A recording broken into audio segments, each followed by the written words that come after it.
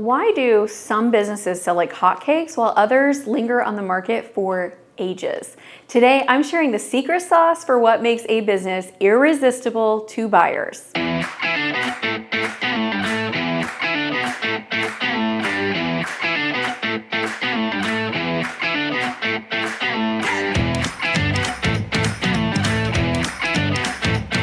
Welcome back to Amy Exits, where we talk all things about buying and selling businesses. And today we are on a mission to uncover that secret sauce. So whether you're starting a business and you're thinking about how am I going to sell it from day one, or you are getting ready to plan your exit and retirement, I want you to understand what makes a business stand out. This is critical. Even if you're not a business owner and you're a buyer, you definitely want to check this video out because these are the exact things you should be looking for when you're deciding whether or not you should put an offer in for a company. So don't check out. Stick with me. I don't know if you know this or not, but 80% of the businesses that are listed for sale, they never close. And I don't want you to be one of those. I want you to be the 20% that finds a buyer, that sells, and that transition happens smoothly, easily, and naturally, and for the price that you want. Here's why this is so critical and important. Knowing these factors doesn't just make buying and selling smoother, it's literally the blueprint. Because if 80% don't sell, you need to know what the 20% are doing that are attracting a buyer, that are transitioning successfully, and that are retaining that value over the next time and well into the lifeline of that next business owner. This is critical. Really, you have two choices. And if you don't make a choice, you're still making a choice. You can either commit to doing what the 20% do that sell and give yourself the best shot possible to sell at the highest value. Or you can wing it, you can hope for the best and run the risk that you end up closing your doors and walking away with nothing. It's really up to you. So down below in the comments, I want you to let me know if you want to be part of the 20%, to go ahead and type that in. So let's deep dive into the qualities that make a business shine in the eyes of potential buyers. We're talking proven profits, scalable systems, a stellar reputation, and so much more. This isn't just about making the sale. It's about creating a legacy that stands the test of time. So if you have ever wondered how to elevate your business, or what are those must-haves when you're looking at getting yourself out there and positioning your business well, get ready to take notes because by the end of this video, you'll have the insights and the strategies, not just to participate in the market, but to dominate it and attract that ideal buyer.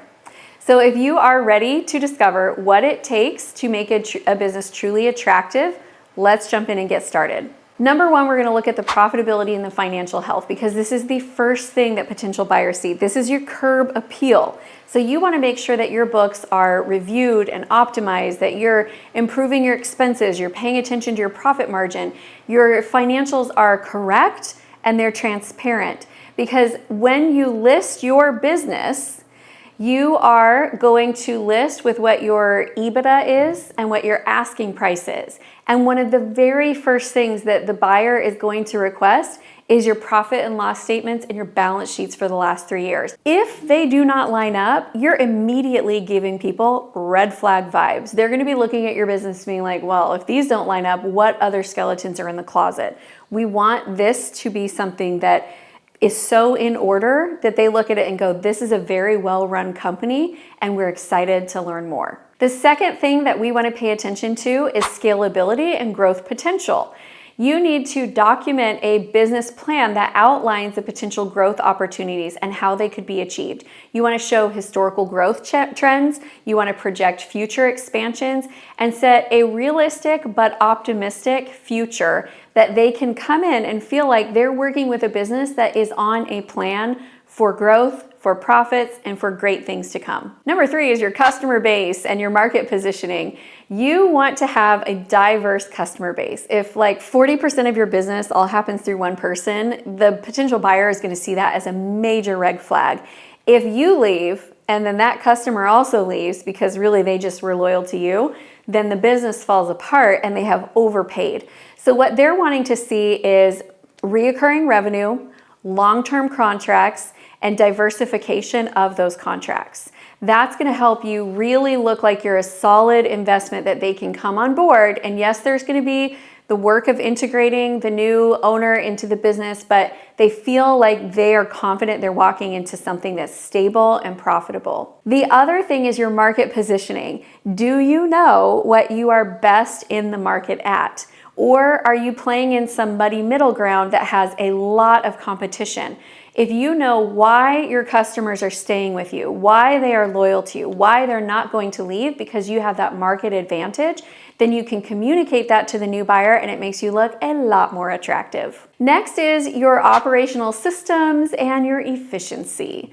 I want you to implement or highlight existing systems that ensure that the business can operate smoothly without your daily involvement. Why is that so important? Because heads up, most people that are buying your business don't want to buy a crap show job that is like a dumpster fire that completely relies on them where they're not allowed to go on vacation.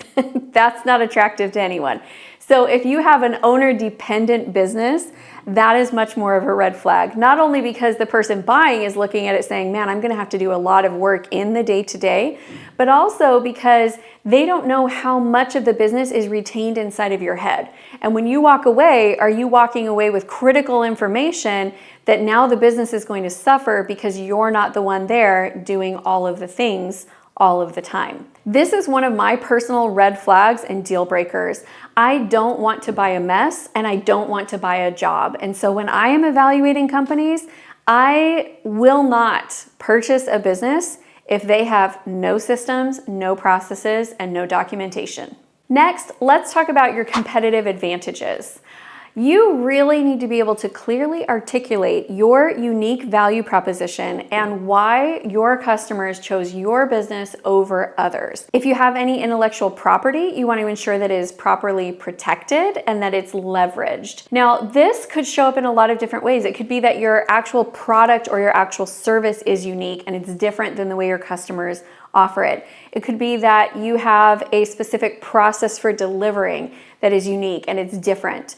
It could be in your way that you deliver or your shipping or your ability to serve more of their needs. If you think about it, when you pass over the business, if you have customers who are practically addicted to you and they can't really function without you, that's where you get stickiness, and it's also where they see opportunities to take this process that you have honed and now drive it into potential new markets or expand it. But they need to know what the magic is. And too many small businesses don't even know what the magic is themselves. And so if you're not sure, this would be a great time to start surveying your current customers and find out, why are they staying with you? What makes them want to be a part of your business as opposed to your competition? And then build your business plans around that earned secret. All right, next up is the part that's a little bit boring, but it still has to be done. This is your legal and your regulatory compliance.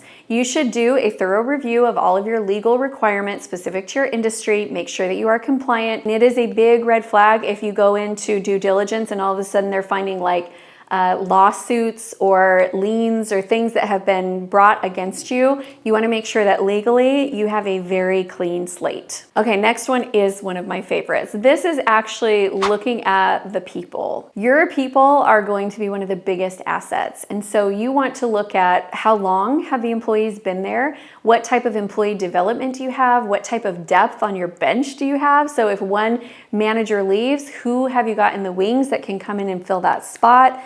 You really want to have a high performance team with stability and a proven track record. That is one of my favorite things to see in a business. I'll share another one with you that builds off of this one in a minute here, but this is like, of my top three, this is in it. I want to see that there's good people, because that means that when I come in, I've got the support of a team, and team is what drives results in small business. Now we're on to number 8, which is adaptability to market changes. I want you to be able to showcase instances where your business has successfully adapted to changes, to trends in the market or the economy. I want you to show how you've weathered the ups and downs. One of the reasons why I am buying businesses instead of doing startups at this point in time is because the track record for startups in the first 5 years and those failure rates is just so incredibly high.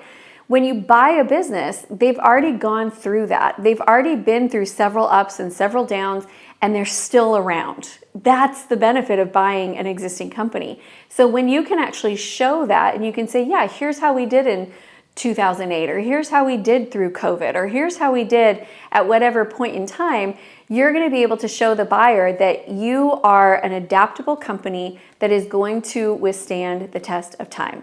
That makes you highly attractive. Okay, here's my last and personally most favorite, and my top three are the financials, it's the people, and then the last one is the culture. Culture is super important to me because if you've heard about like the horror stories of selling to private equity where they come in and then they start firing people and then they lose the culture and everything that the people loved about it isn't there anymore and they just have this mass exodus of people, I want to buy companies that I'm already aligned with their culture. And I want to sell to people who I'm already aligned with their culture. And we have that alignment of core values.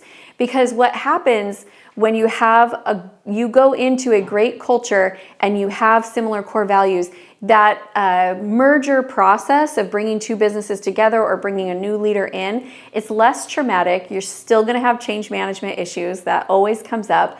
But it's going to go smoother and you're not going to have as much of a rocky start, which will allow you to be able to slide into profits and smoother operations significantly faster. So there you have it. Those are all of the things that make your business attractive, but also specifically the things that I look for. My top three again: money, people, culture. But just because those are my favorites does not mean that those have to be your favorites. Maybe you really love the earned secrets or the customer diversification. I would love to hear from you in the comments below. What are some of your favorites that you would want to see in buying a business? Or on the flip side, what are some of the things that you think make your business most attractive to a potential buyer? Building a business that lasts is the goal, right? Whether you're buying or you're selling, we want a business that lasts, and focusing on building a strong brand and a reputation that transcends from the current ownership into the new ownership is what this is all about. So to get more helpful videos like this one, make sure that you like, subscribe, hit the bell notification so you can get all the new content about how to buy and sell businesses successfully. So there you have it, my friends, the blueprint to making your business irresistibly attractive to buyers. From showcasing solid financial health to building a brand that stands the test of time, every step you take to enhance these areas not only increases your business's value, but it will also increase your business's profits, and it sets you up for that successful transition whenever that may be. Now that you know what it takes to make your business look incredibly attractive, the next video you're going to want to go watch is the exit planning process. It's going to take you through from start to finish everything you need to know about getting your business ready to sell. And in case that sounds overwhelming, which I understand it can be, don't worry. In that video, I've also created a customized roadmap for you that you can download as a printable to walk you through the process and make it as smooth and seamless as possible. Thanks so much for watching. I can't wait to see you on the next video. So keep growing, keep building, and let's get you ready for your 8-figure exit.